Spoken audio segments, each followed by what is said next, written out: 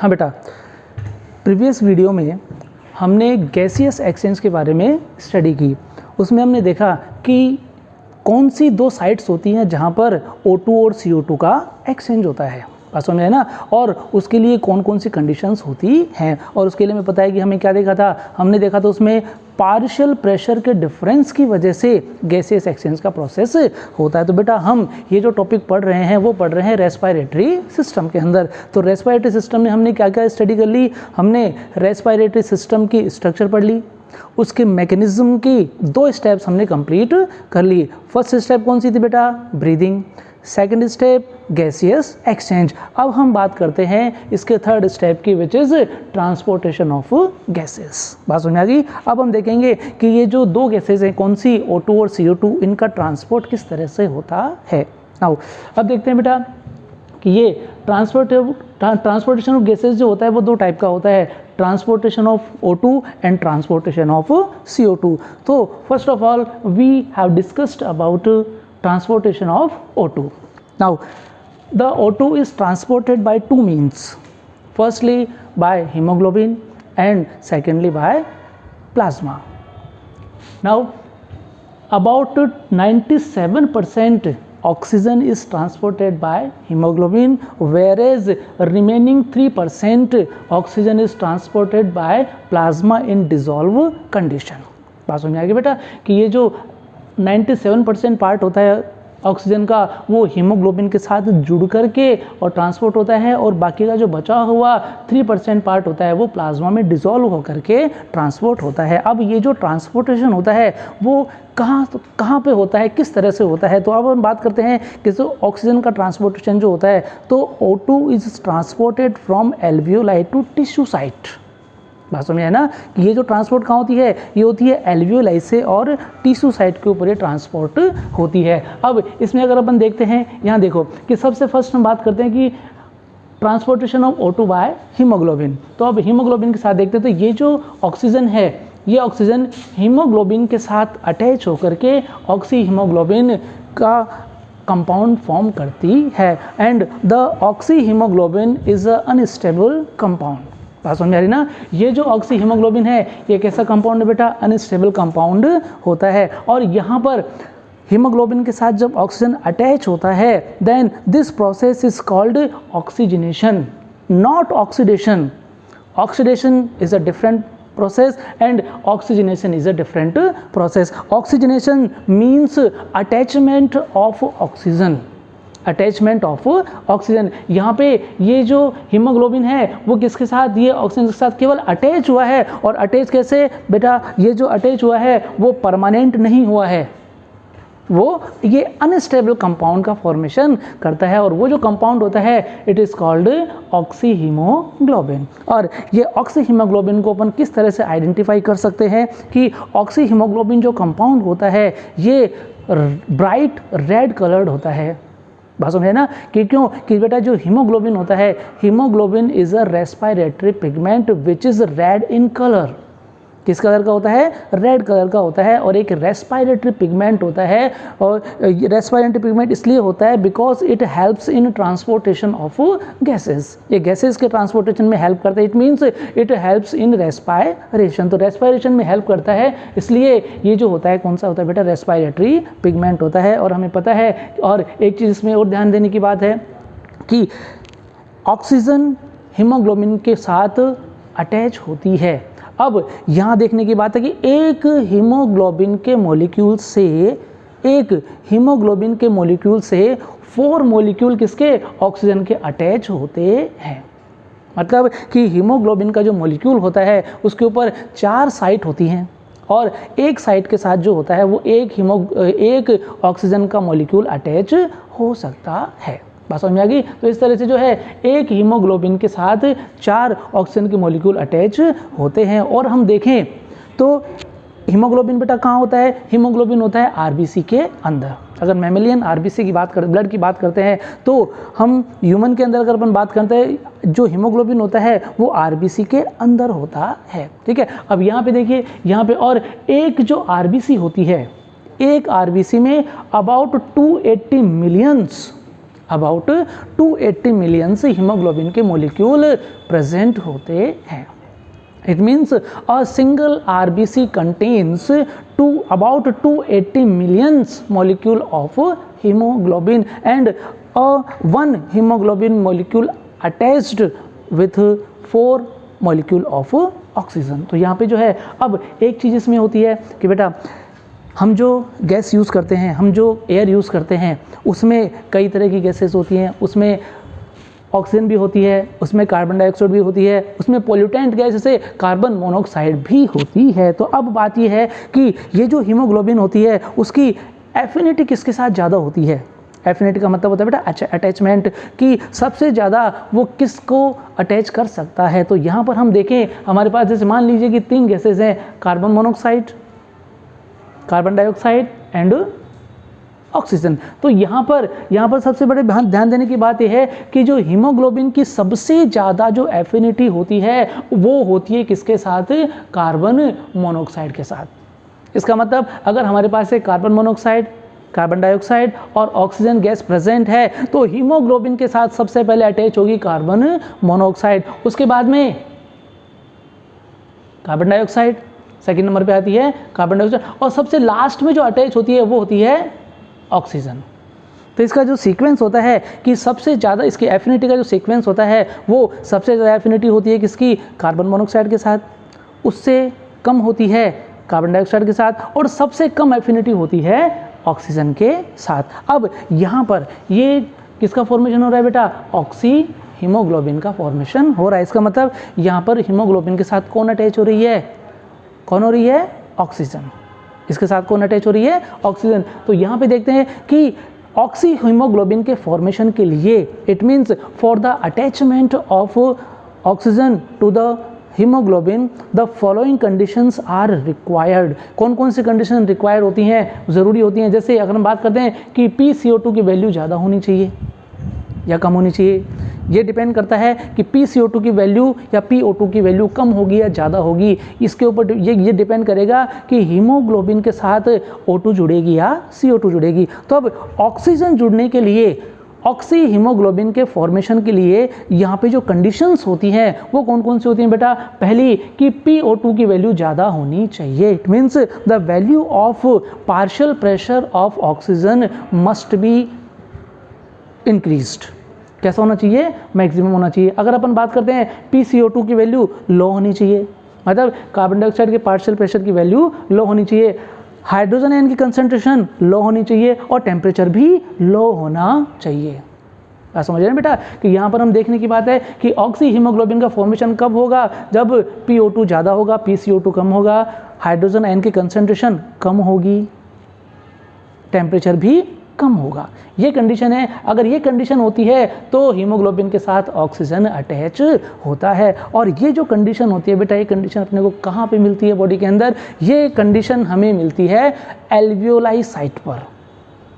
कहाँ पे मिलती है, एल्वियोलाई साइट के ऊपर। जो एल्वियोलाई साइट होती है वहाँ पर PO2 ज़्यादा होता है, क्योंकि ऑक्सीजन का पार्शियल प्रेशर जब हमने देखा था कितना होता है, 104 mmHg। कहाँ पे होता है, एल्वियोलाई के अंदर। और यहाँ पर जो है PCO2 की वैल्यू कम होती है और हाइड्रोजन आयन भी नहीं के बराबर होते हैं और टेम्परेचर भी यहाँ पे कम होता है as compare to tissue site, as compare to tissue site. तो यहाँ पर जो है, यहाँ पर अगर अपन बात करते हैं, यहाँ पर किसका फॉर्मेशन हो गया, ऑक्सी हीमोग्लोबिन का फॉर्मेशन हो गया। और उसके लिए ये जो कंडीशंस होती हैं कि ये कंडीशन होंगी तभी जा करके किसका, ऑक्सी हीमोग्लोबिन का फॉर्मेशन होगा। नहीं तो और दूसरी जो गैसेज होती हैं, जैसे कि मान लो कि PCO, यहाँ पे कार्बन डाइऑक्साइड भी होता है, कार्बन डाइऑक्साइड ऑक्साइड भी है, लेकिन जुड़ती कौन है, केवल O2। एल्वियोलाई साइट पर केवल हीमोग्लोबिन के साथ ऑक्सीजन का अटैचमेंट होता है। बात समझ में आ गई। और वो क्यों होता है, वो इन कंडीशन की वजह से, कि ये कंडीशन होगी तभी इसका फॉर्मेशन होगा। तो ये जो है, और इससे अटैच होकर के, हीमोग्लोबिन से अटैच होकर के ये जो ऑक्सीजन है एल्वियोलाई साइट से डिफरेंट टिश्यू साइट के ऊपर ट्रांसपोर्ट हो जाती है बाय RBC। क्योंकि RBC में कौन है बेटा, RBC में हीमोग्लोबिन है। हीमोग्लोबिन के साथ अटैच होकर के ये RBC के थ्रू जो है वो कहाँ पर, बॉडी के डिफरेंट टिश्यूज़ तक पहुँच जाती है। तो इस तरह से जो है अबाउट 97% ऑक्सीजन का ट्रांसपोर्ट होता है। अब बात करते हैं कौन से बेटा, ये हो गई ट्रांसपोर्टेशन बाय हीमोग्लोबिन। दूसरी बात करते हैं ट्रांसपोर्टेशन बाय प्लाज्मा। जो रिमेनिंग 3% जो ऑक्सीजन होती है वो ब्लड प्लाज्मा में डिसॉल्व होकर के और डिफरेंट टिश्यू साइट तक पहुंच जाती है। तो ये होता है बेटा, ये होता है ऑक्सीजन का ट्रांसपोर्टेशन। अब अगर हम बात करते हैं कि परसेंटेज सेचुरेशन ऑफ हीमोग्लोबिन, ये क्या चीज़ होती है, what you mean by percentage saturation of haemoglobin. तो हमें पता है हीमोग्लोबिन के 4 साइट होती हैं और हर एक साइट पे एक ऑक्सीजन का मॉलिक्यूल अटैच हो सकता है। तो जितने ऑक्सीजन के मॉलिक्यूल अटैच होते हैं वो उसका उतना ही परसेंटेज सेचुरेशन होता है। सपोज मान लिए कि अगर हीमोग्लोबिन के एक मॉलिक्यूल के साथ केवल एक ऑक्सीजन का मॉलिक्यूल अटैच है, then the haemoglobin is 25% saturated. अगर 2 molecules are attached with hemoglobin, then it is 50% saturated. Or if 4 molecules of oxygen are attached with hemoglobin, then the hemoglobin is 100% saturated.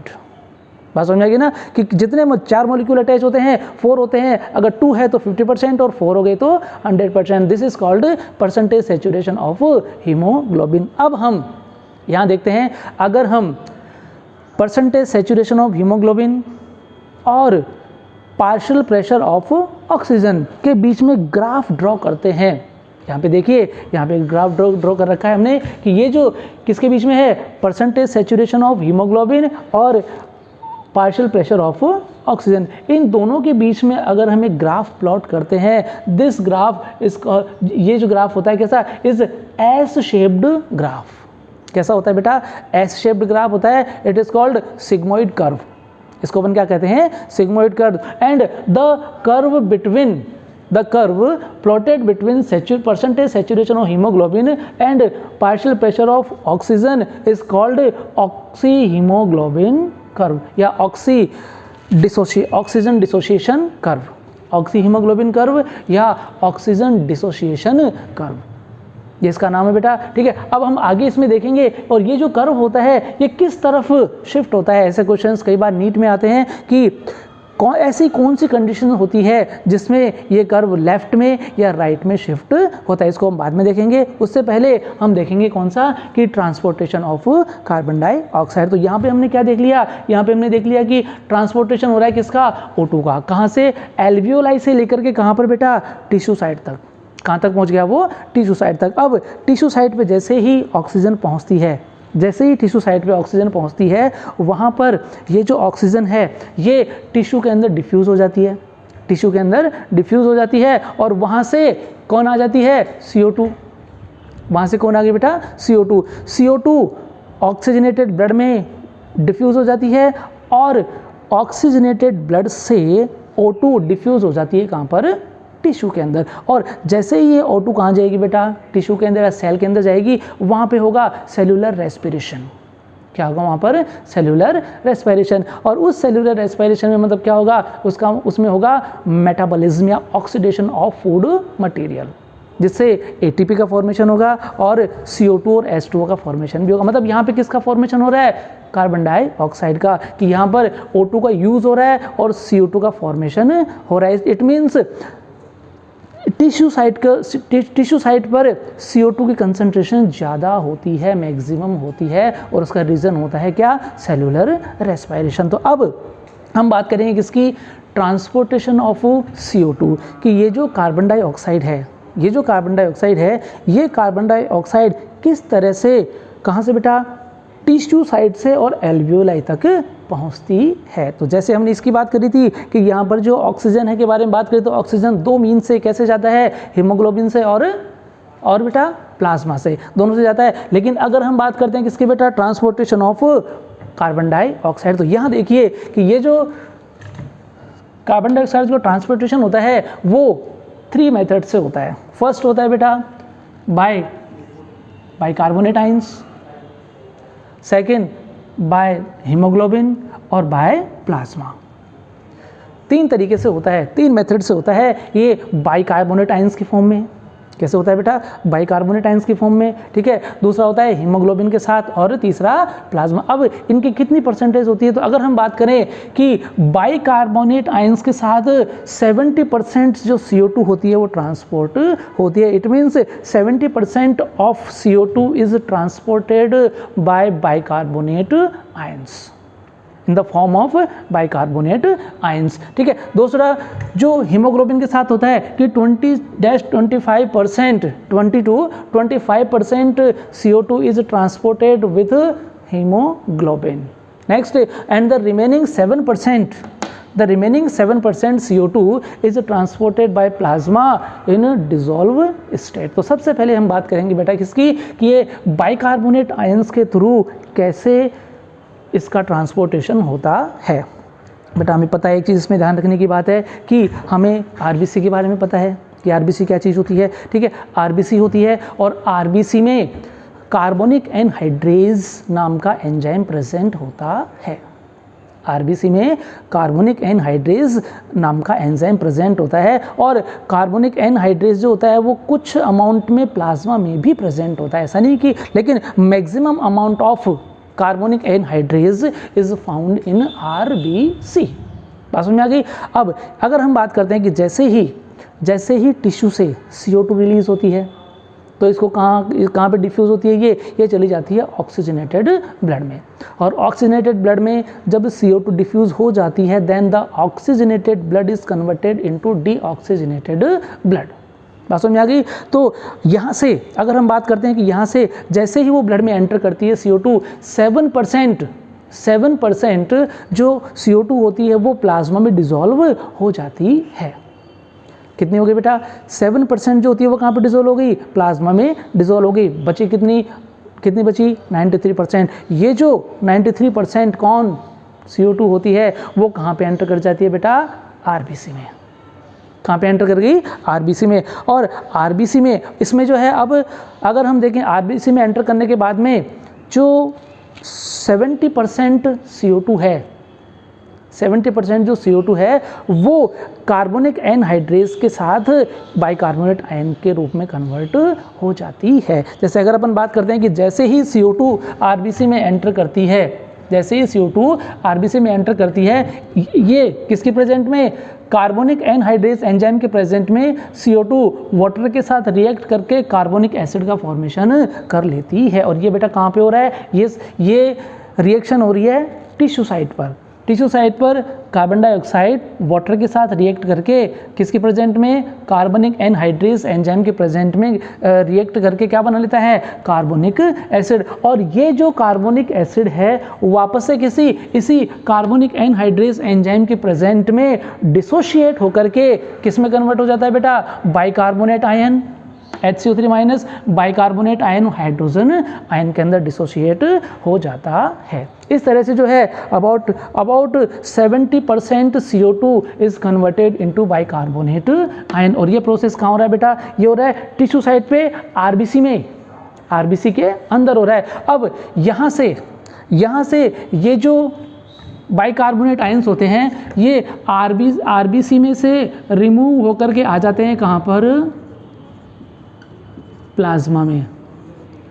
कहाँ पे आ गए बेटा? Plasma में। बात समझ में कि आरबीसी से रिमूव होकर के कहाँ पे आ गए? प्लाज्मा में। और तो जितने मॉलिक्यूल्स किसके बेटा? बाइकार्बोनेट आयंस के आरबीसी में से कहाँ पे आते हैं? प्लाज्मा में।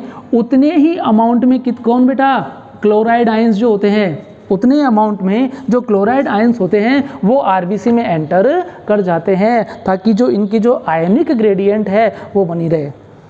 बात समझे ना? इनके बीच में जो कंसंट्रेशन ग्रेडियंट डेवलप हो जाती है आयंस की, उसको न्यूट्रल करने के लिए जितने अमाउंट बाइकार्बोनेट आयंस के आरबीसी में से प्लाज्मा में आते हैं उतनी ही अमाउंट में क्लोराइड आयंस जो होते हैं वो कहाँ पे चले जाते हैं बेटा? आरबीसी के अंदर चले जाते हैं। This process is called chloride shifting.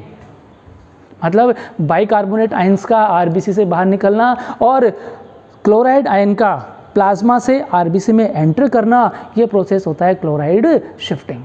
बात समझ में आ गई ना? अब यहाँ से ये जो बाइकार्बोनेट आयन है कहाँ पे आ गए बेटा? प्लाज्मा में। अब ये जो प्लाज्मा है, ये प्लाज्मा कहाँ पे चला जाएगा?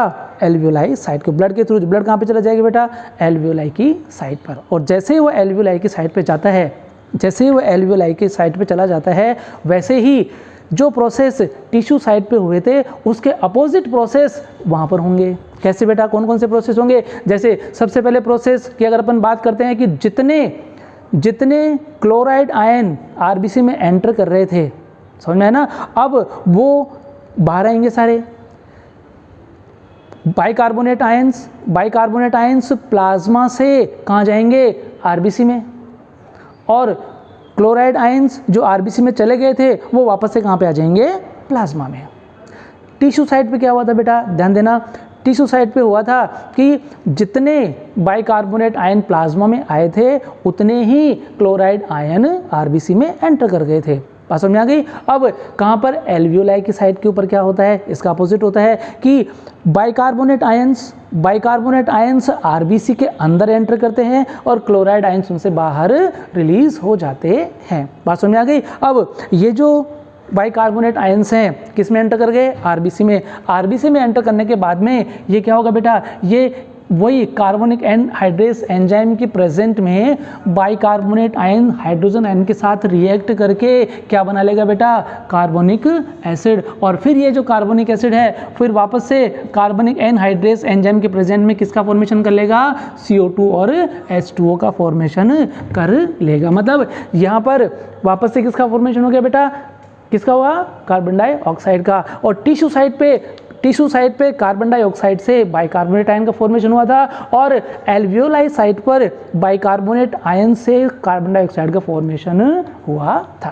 बात समझ आ गई ना? तो यहाँ पर अब ये जो CO2 है ये रिलीज हो जाती है कहाँ पर? एल्वियोलाई में, जहाँ से इसको लंग्स के थ्रू बाहर रिलीज कर दिया जाता है। तो बेटा ये जो होता है ये होता है ट्रांसपोर्टेशन किसका? CO2 का। किसके थ्रू बेटा? बाइकार्बोनेट आयंस के फॉर्म में। बात समझ में आ गई यहाँ तक कि? अब दूसरा जो प्रोसेस अपन बात करते हैं बेटा किसकी? दूसरा प्रोसेस ये होता है विथ हीमोग्लोबिन, कि जो CO2 का जो ट्रांसपोर्टेशन होता है वो किसके साथ भी होता है बेटा?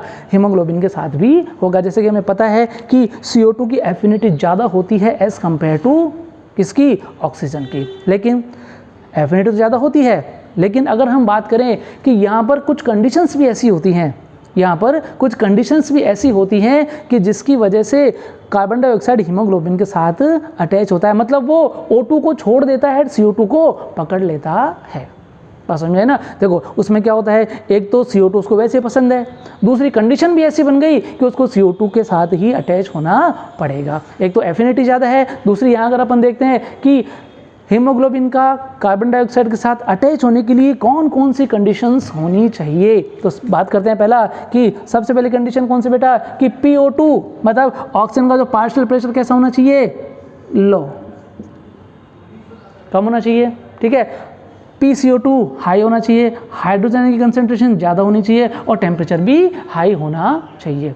ये जो कंडीशन है, जब ये कंडीशन होती है, इस कंडीशन से क्या होता है बेटा? इस कंडीशन से हीमोग्लोबिन जो होता है वो किसके साथ अटैच होता है?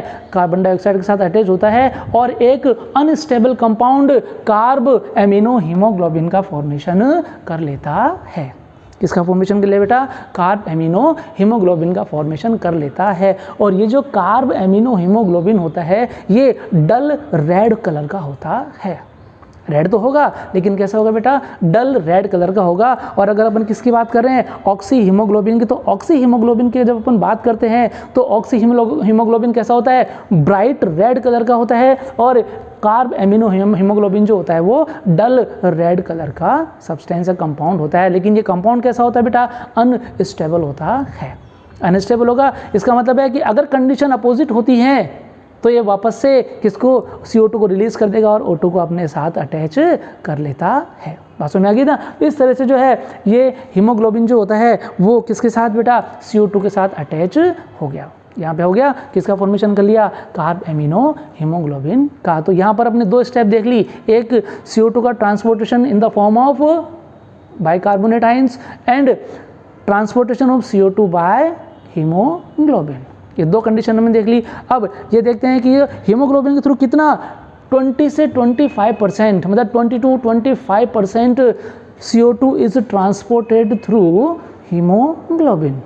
बात समझ आ गया यहाँ तक कि अब बात करते हैं किसकी, जो रिमेनिंग 7% बचा हुआ है, जो थर्ड पार्ट होता है, रिमेनिंग जो 7% है जो कि सबसे पहले डिसोल्व हो गया था कहाँ पर, प्लाज्मा में, then the 7% of CO2 is transported through plasma in a dissolved condition।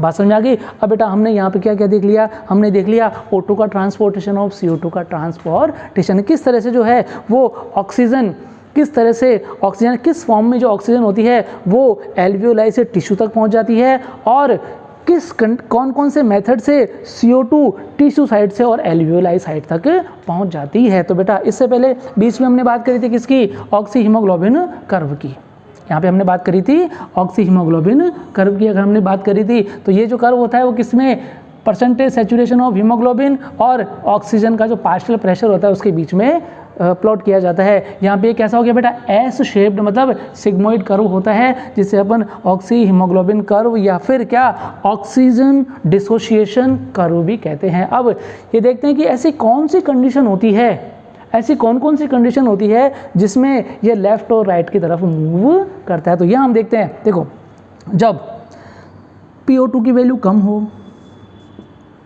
PCO2 ज़्यादा हो, हाइड्रोजन आयन की कंसंट्रेशन ज़्यादा हो और टेम्परेचर भी ज़्यादा हाई हो, ये जो कंडीशन होती है, जब इस तरह की कंडीशन बनती है तब ये जो ऑक्सी हीमोग्लोबिन कर्व है ये राइट में शिफ्ट होता है।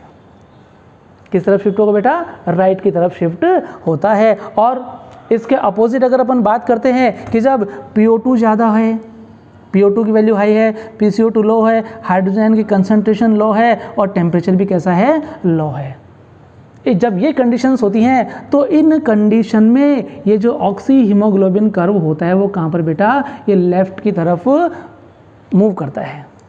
बस है ना कि किस तरह मूव करेगा, लेफ्ट में कब मूव करेगा, जब PO2 ज़्यादा है, PCO2 कम है, हाइड्रोजन आयन कम है और टेम्परेचर भी कम है। और ये कंडीशन कहाँ होती है, ये कंडीशन होती है बेटा एल्वियोलाई साइड पर। इसका मतलब कि जब ऑक्सी हीमोग्लोबिन का फॉर्मेशन होता है, जब ऑक्सी हीमोग्लोबिन का फॉर्मेशन होता है, then the oxy haemoglobin curve moves towards the left. किस तरह मूव करेगा बेटा, लेफ्ट की तरफ मूव करेगा। And when carb amino haemoglobin is formed, when carb amino haemoglobin is formed, the oxy haemoglobin curve move towards the right. किस तरह move करेगा बेटा, राइट में। तो यहाँ पर हमने आज ये देख लिया कि ये जो है वो गैसों का ट्रांसपोर्टेशन किस तरह से होता है। और ये जो टॉपिक है बेटा, ये टॉपिक अपने RBSC में नहीं है, ये टॉपिक नीट से रिलेटेड होता है, जिससे इसमें से काफ़ी क्वेश्चंस पूछे जाते हैं। तो ध्यान रखना, ये अगर हम बात करें तो RBSC के अकॉर्डिंग ये अपने सिलेबस में नहीं है, ये केवल किस में बेटा, नीट लेवल पे है। अब आगे बेटा हम बात करेंगे, ये तो हमारा हो गया कौन सा, ट्रांसपोर्टेशन ऑफ गैसेज। जो थर्ड टॉपिक है सेलुलर रेस्पिरेशन, जो कि हमारा एक अलग से टॉपिक आएगा, रेस्पिरेशन इन प्लांट्स। क्योंकि बेटा जो ये जो प्रोसेस होता है सेलुलर रेस्पिरेशन, वो प्लांट्स में और एनिमल्स में दोनों में सेम होता है। तो हमारे जो सिलेबस है उस सिलेबस के अकॉर्डिंग उसको हम इस चैप्टर को दे रखा है प्लांट फिजियोलॉजी के अंदर, प्लांट फिजियोलॉजी में। तो यहाँ पे इस टॉपिक को, लेकिन अब आगे अपन बात करेंगे बेटा disorders related to respiratory system, कि रेस्पिरेटरी सिस्टम से कौन कौन से डिसऑर्डर्स रिलेटेड होते हैं, कौन कौन से डिजीज इसके रिलेटेड होती हैं।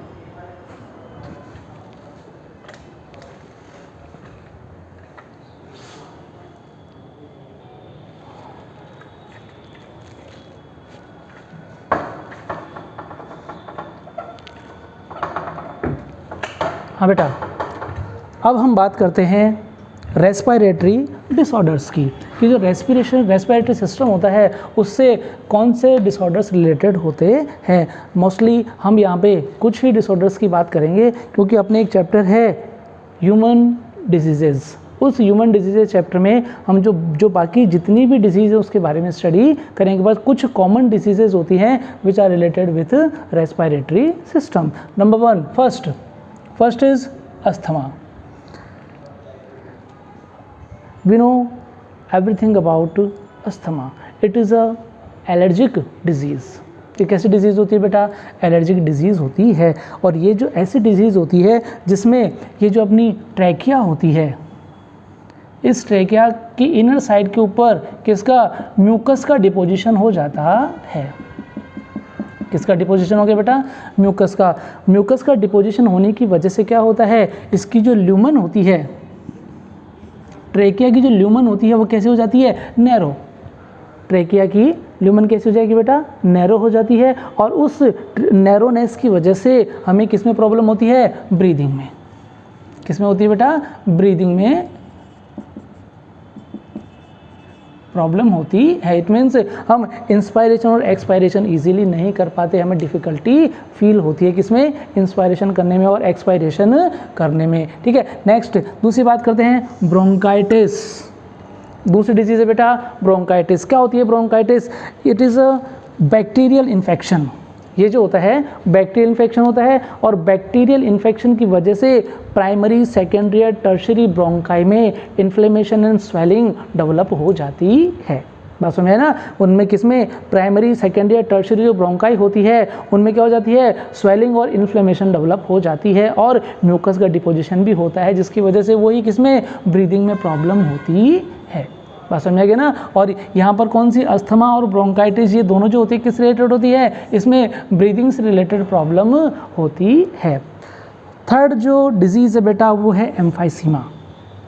थर्ड डिजीज़ कौन सी बेटा, एम्फाइसीमा। एम्फाइसीमा जो होता है ये एक ऐसी डिजीज़ होती है जिसमें, जैसे कि हमें पता है कि ये हमारी कौन, एल्वियोलाई, ये होती है बेटा एल्वियोलाई। तो अगर हम एल्वियोलाई की बात करते हैं तो ये जो डिजीज़ है कौन सी, एम्फाइसीमा। एम्फाइसीमा डिजीज़ में ये जो एल्वियोलाई की जो इनर वॉल होती है, एल्वियोलाई की जो वॉल होती है वो डैमेज हो जाती है। तो it means in emphysema the wall of alveoli get damaged, and this is occurs due to smoking, and mostly this occurs due to cigarette smoking। ये ज़्यादा किसकी वजह से होता है बेटा, जो लोग सिगरेट स्मोकिंग करते हैं उनमें एम्फाइसीमा जैसी डिजीज़ हो जाती है। और इस डिजीज़ में होता क्या है कि ये कौन बेटा, यहाँ पर देखो ये एल्वियोलाई की जो वॉल होती है वो क्या हो गई, डैमेज हो गई। और एल्वियोलाई की वॉल का फंक्शन क्या होता है, एक्सचेंज ऑफ गैसेज। क्या फंक्शन होता है बेटा, exchange of gases. It means ये अगर वॉल डैमेज हो गई तो इसका मतलब क्या हुआ कि जो डिफ्यूज़न एरिया है, जो डिफ्यूजन सरफेस का जो एरिया है वो रिड्यूस हो गया, जिसकी वजह से एक्सचेंज ऑफ गैसेस भी क्या हो गया, रिड्यूस हो गया। जहाँ जहाँ पर ये डैमेज हो रही है वहाँ पर क्या नहीं होगा, गैसेस एक्सचेंज नहीं होगा। बात समझ में आ गया ना। तो ये जो एम्फाइसीमा डिजीज़ है वो किस रिलेटेड होती है, गैसियस एक्सचेंज। इसमें गैसेस एक्सचेंज क्या हो जाता है, उससे गैसेस एक्सचेंज ठीक तरह से नहीं हो पाता या इसमें काफ़ी प्रॉब्लम आती है। अगर बात करते हैं नेक्स्ट, फोर्थ जो है वो occupational respiratory disorder. Next disease है बेटा ऑक्यूपेशनल रेस्पिरेटरी डिसऑर्डर्स। और ये जो डिजीज़ होती है बेटा, ये डिजीज़ उन लेबरर्स में होती है, उन मज़दूरों में होती है जो ऐसी जगह पे काम करते हैं जहाँ पर स्टोन क्रैशिंग या स्टोन की ग्राइंडिंग का काम होता है, जहाँ पे पत्थर, बड़े बड़े पत्थर होते हैं उनको छोटे छोटे पेबल्स में कन्वर्ट किया जाता है, या बिल्कुल उनका तोड़ने, कूटने पीटने का काम होता है, मतलब उनकी ग्राइंडिंग का काम होता है। जिसकी वजह से क्या होता है कि वहाँ की जो एयर है उसमें उन स्टोन के जो फाइन पार्टिकल्स होते हैं वो उस एयर के साथ जो होता है वो कहाँ पे चले जाते हैं बेटा, लंग्स में। कहाँ चले जाएंगे, लंग्स में चले जाएंगे। और लंग्स में जाने के बाद में वो लंग्स की वॉल के ऊपर डिपॉजिट हो जाते हैं। कैसे हो जाएंगे बेटा, डिपॉजिट हो जाएंगे, जिसकी वजह से क्या होगा कि जो लंग्स होते हैं उनकी जो कॉन्ट्रैक्शन रिलैक्सेशन की जो कैपेसिटी होती है, इसका मतलब उसकी इलास्टिसिटी होती है, कैसे हो जाती है, कम हो जाती है। और वहाँ पे किसका फॉर्मेशन होगा, फाइबर्स का। Then this is called fibrosis. इसको अपन क्या कहेंगे बेटा, फाइब्रोसिस।